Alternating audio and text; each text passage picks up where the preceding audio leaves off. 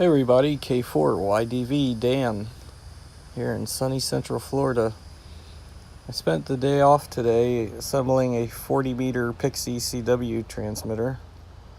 It also has receive. You can buy these kits off of eBay for $5, and it's really good for soldering practice and a good way to kill some time.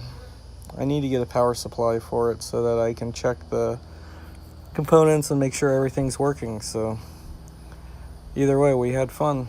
73 guys.